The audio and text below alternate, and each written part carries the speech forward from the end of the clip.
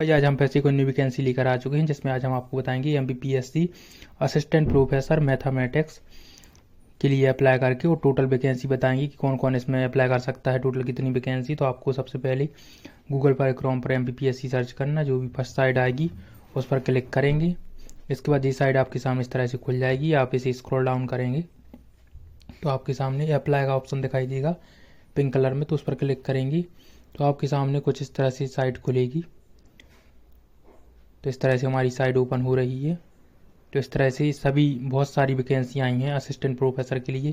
जितने भी सब्जेक्ट होते हैं, मैथ्स, साइंस, फिजिक्स, सभी में असिस्टेंट प्रोफेसर की वैकेंसी आई हुई है। तो हम मैथमेटिक्स के लिए अप्लाई करके दिखाएंगे। तो आप किसी भी सब्जेक्ट में अप्लाई करना चाहते तो सेम प्रोसेस रहेगी। 27 तारीख से फॉर्म भरना स्टार्ट हुए थे और 26 मार्च तक फॉर्म भरे जाएंगे। इस पर क्लिक करके आप अप्लाई कर सकते हैं। यहाँ आप नोटिफिकेशन पढ़ सकते हैं पूरा।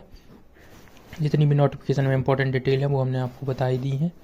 26 मार्च से पहले ही आप फॉर्म अप्लाई कर दें। तो सबसे पहले हम आपको अप्लाई करके दिखाते हैं। तो अप्लाई करने के बाद इस तरह से साइड आएगी, यहाँ आप क्लिक करेंगे।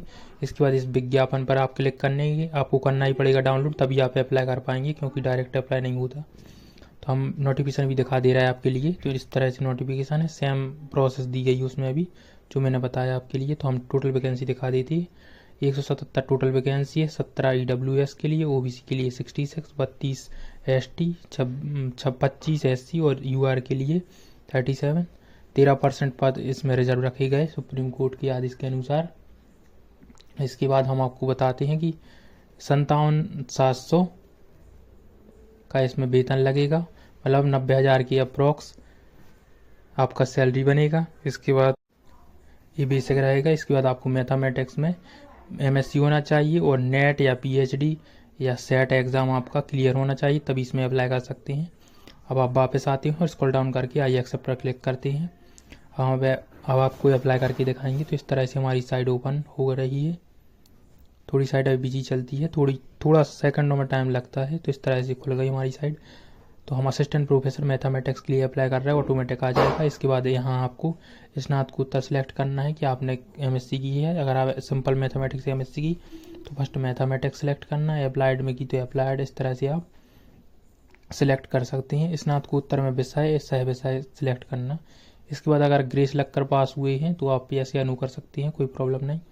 इसके बाद व्यक्तिगत जानकारी आपको देनी है। तो 10वीं की अंक सूची के अनुसार आपको अपना name, father's name, date of birth, gender, male female, ये आपको सिलेक्ट करना है। मदर्स नेम, फादर्स नेम, तो यहाँ आप देख सकते हैं। इसके बाद ऐसे अभ्यर्थी जो एक से अधिक विषयों में स्नातकोत्तर है तो वो किसी एक विषय को मुख्य मानकर उसमें इस परीक्षा में शामिल हो सकते हैं, ये दिया गया है। इसके बाद आपको व्यक्तिगत जानकारी जो मैंने आपको बता दी, आपका नेम वगैरह, डेट ऑफ बर्थ, ये सिलेक्ट करनी है, आप कर सकती हैं इतना। इसके बाद विवाहिक विवरण आपको सिलेक्ट करना है। यस करते हैं तो आपको संपूर्ण डिटेल देना पड़ेगा। इसके बाद अगर नो करते हैं तो कोई डिटेल नहीं देनी है आपके लिए। इसके बाद मूल सूचना पर आ जाते हैं। यहाँ आपको मध्य प्रदेश के मूल निवासी तो यस करेंगे तो आपको सभी कैटेगरी में अप्लाई कर सकते हैं। अगर आप नो करते हैं तो केवल आप जनरल से फॉर्म में अप्लाई कर सकते हैं। और अगर आप यस करते हैं तो आपको, जैसे ओबीसी आपने सेलेक्ट किया तो आपको क्रीमी लेयर में आते हैं तो यस करेंगे, वरना नो करेंगे। यस करते हैं तो आपके लिए यहाँ जाति का नाम सेलेक्ट मतलब डालना पड़ेगा जो आपके कास्ट सर्टिफिकेट में दिया गया है। इसके बाद हम नेक्स्ट ऑप्शन पर जाते हैं, दिव्यांगत। इसे अगर आप दिव्यांगत हैं तो आप यस करें, वरना आप नो करेंगे तो कोई भी इन्फॉर्मेशन नहीं डालनी। यस करेंगे तो आपको दिव्यांगत का प्रकार डालना है, प्रमाण पत्र जो आपके पास उसका नंबर डालना है, डेट डालनी है, प्रतिशत कितने प्रतिशत विकलांग है, ये सब आपको डालना पड़ेगा। इसके बाद हम मूल जानकारी पर, सेकंड जानकारी पर आते हैं, अन्य विवरण।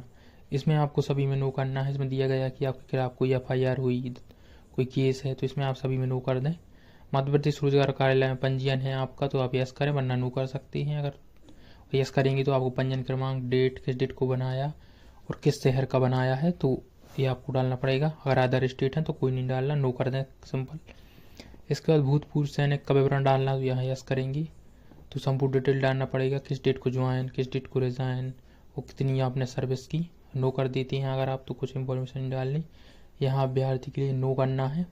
अगर आपने अवार्ड, विक्रम अवार्ड सम्मानित है तो यस करें, वरना आप नो कर दें।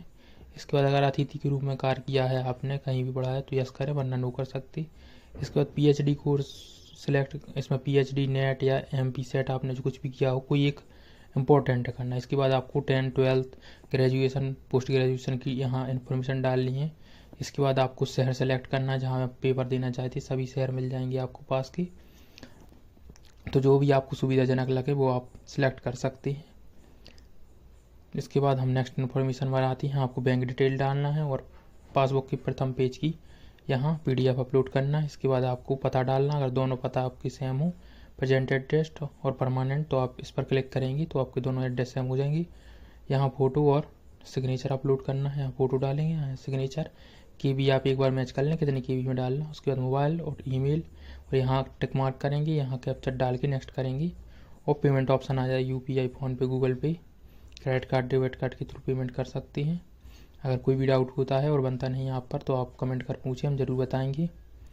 अगर आपको वीडियो पसंद आई तो लाइक सब्सक्राइब करें और ऐसी और वीडियो देखना चाहते हैं तो हमारे चैनल को सब्सक्राइब करें।